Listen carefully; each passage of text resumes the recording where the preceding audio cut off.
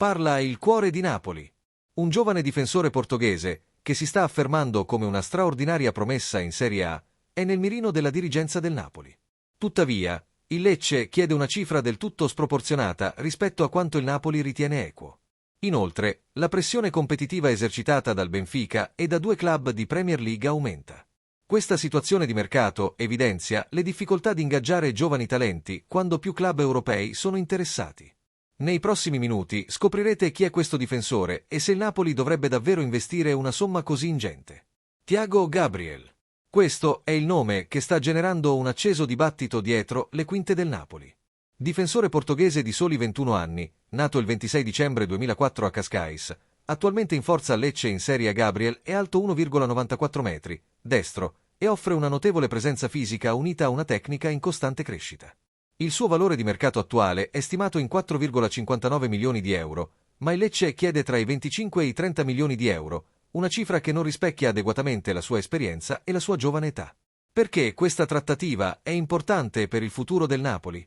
Perché Gabriel offre esattamente ciò che Allegri cerca in un difensore: straordinaria giovinezza, potenziale di crescita, presenza fisica e solidità difensiva. Non è un difensore affermato, ma un giocatore promettente che potrebbe offrire un contributo di alto livello per oltre un decennio. Tuttavia, il prezzo richiesto da Lecce è assolutamente fondamentale per questa analisi. Il contesto di questa situazione è particolarmente interessante se si analizza la recente traiettoria di Gabriel. Ha iniziato la sua carriera professionistica allo Sporting CP tra il 2017 e il 2020, uno dei principali centri di sviluppo dei talenti portoghesi. Ha poi giocato per il Vitória Setúbal dal 2020 al 2023, prima di approdare all'Estrela da Amadora, dove ha militato nella Primeira Liga portoghese. Nel gennaio 2025, Gabriel si è trasferito a Lecce per una cifra inizialmente riportata tra 1 e 4 milioni di euro, a seconda della fonte. Dal suo arrivo a Lecce, avvenuto solo pochi mesi fa, Gabriel ha acquisito un'importanza enorme. Nella stagione 2025-2026 di Serie A, Gabriel ha disputato 37 partite, totalizzando 3.220 minuti di gioco, partendo titolare in 36 delle 38 gare disputate. Il suo voto medio è stato compreso tra 6,88 e 7,0 e ha segnato 2 gol, dimostrando un raro contributo offensivo per un difensore. Gabriel ha effettuato 160 intercetti, 228 recuperi palla e vinto 152 duelli aerei su 208 possibili, con una percentuale di successo del 73%. Questi numeri indicano un difensore che offre una straordinaria solidità difensiva, nonostante la giovane età. Ha ricevuto 7 cartellini gialli, un numero che solleva dubbi sulla sua disciplina tattica. Per un giocatore così giovane e in un campionato nuovo, questo dato suggerisce che a volte commette falli inutili o è impulsivo nelle sue azioni difensive. Le caratteristiche tecniche di Gabriel rivelano un difensore moderno in fase di sviluppo. La sua altezza gli offre un notevole vantaggio aereo per intercettare i palloni e vincere i duelli aerei. La sua rapidità di recupero gli permette di riposizionarsi dopo aver perso un duello. La sua abilità nei passaggi, sviluppata grazie all'allenamento in Portogallo, offre qualità nella costruzione del gioco da dietro. La sua comprensione tattica, sebbene ancora in fase di sviluppo, dimostra già una rara maturità per un giocatore con così poca esperienza europea. Nel sistema di Allegri, che valorizza i difensori che si integrano bene nelle rapide transizioni offensive e offrono passaggi di qualità, Gabriel si inserirebbe perfettamente. L'allenatore toscano non cerca solo difensori che marcano a uomo. Cerca difensori che partecipino alla circolazione palla, che offrano una distribuzione di qualità e che comprendano sistemi di posizionamento complessi. Gabriel potrebbe potenzialmente offrire tutto questo, con l'ulteriore vantaggio di avere un decennio davanti a sé per crescere. Se si confronta Gabriel con le attuali opzioni difensive del Napoli, la dinamica è chiara. Juan Jesus è un difensore esperto di 32 anni in fase calante. Alessandro Buongiorno è un giovane difensore dinamico. Benoît Badiashile arriverà in prestito. Gabriel rappresenterebbe il complemento ideale, una straordinaria giovinezza unita a una solidità difensiva dimostrata già nella sua prima stagione in Serie A.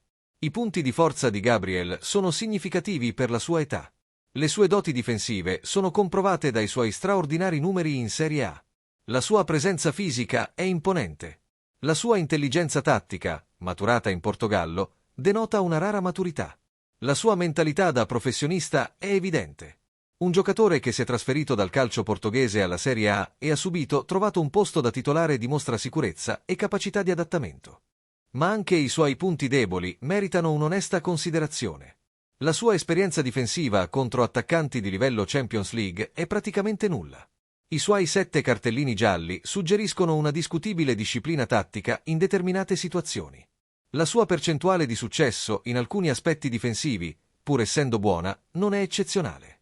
La sua capacità di gestire attaccanti veloci e agili necessita ancora di essere affinata. La sua inesperienza nelle competizioni europee è un'incognita. A mio avviso, Gabriel rappresenta una straordinaria promessa dal punto di vista difensivo, ma il prezzo richiesto dal Lecce 25 a 30 milioni di euro lo rende praticamente insostenibile come investimento per il Napoli. Il Lecce sa che Gabriel è una risorsa difensiva preziosa e sta sfruttando la competizione internazionale per gonfiarne il prezzo. Questo è il calcio moderno, ma ciò non significa che il Napoli debba cedere a richieste esorbitanti. I rischi di questa operazione sono molteplici e significativi. In primo luogo, c'è il rischio che Gabriel non si sviluppi come previsto quando si confronta con attaccanti europei di alto livello. In secondo luogo, c'è il rischio che la sua disciplina tattica continui a essere problematica anche a livello di Champions League. In terzo luogo, c'è il rischio che l'investimento di 25 a 30 milioni non venga recuperato se non si sviluppa appieno. In quarto luogo, c'è il rischio che la sua impulsività difensiva porti a cartellini rossi in momenti cruciali. I vantaggi sono tangibili. Si porta a casa un prospetto straordinario per la difesa. Si offre un futuro di crescita decennale. Si offre una presenza fisica che completerebbe i difensori attuali. Si offre un potenziale di rivalutazione che porterebbe un ritorno economico se adeguatamente sviluppato. Si offre un difensore che ha già dimostrato di poter giocare in Serie A. Se fossi la dirigenza del Napoli, considererei Gabriel un obiettivo interessante, ma non al prezzo richiesto dal Lecce. A 25 a 30 milioni sarebbe del tutto ingiustificato. Se il Lecce abbassasse le sue aspettative a 12 a 15 milioni, sarebbe un'offerta molto più ragionevole che giustificherebbe l'investimento in un giovane difensore. Credo che Gabriel abbia un futuro straordinario nel calcio europeo di alto livello, ma la sua crescita sarebbe probabilmente favorita dalla permanenza a Lecce per un'altra stagione, dove continuerebbe ad accumulare esperienza sotto pressione agonistica. Acquisire questa ulteriore esperienza prima del salto in un grande club gli permetterebbe di arrivare più preparato. Pertanto, la mia conclusione è che il Napoli dovrebbe monitorare Gabriel, ma non dovrebbe pagare il prezzo richiesto dal Lecce. La cifra di 25 a 30 milioni è del tutto sproporzionata per un giocatore con la sua limitata esperienza nelle competizioni europee. Se il Lecce riducesse significativamente le sue pretese, sarebbe interessante valutare la situazione. Ma al prezzo attuale, sarebbe un uso irresponsabile di risorse che il Napoli deve investire in altri settori. Ora vorrei sentire la vostra opinione. Credete che Gabriel sia il difensore del futuro che il Napoli sta cercando? Pensate che il club dovrebbe pagare 25 a 30 milioni per un promettente 21enne con solo pochi mesi di esperienza europea? Siete d'accordo sul fatto che il Lecce stia sfruttando la competizione internazionale per gonfiare il prezzo? Lasciate i vostri commenti qui sotto e partecipate alla discussione sulle priorità difensive del Napoli e sull'uso responsabile delle risorse. Grazie per aver seguito questa analisi di una delle trattative difensive più complesse di questa sessione di mercato. Napoli nel cuore.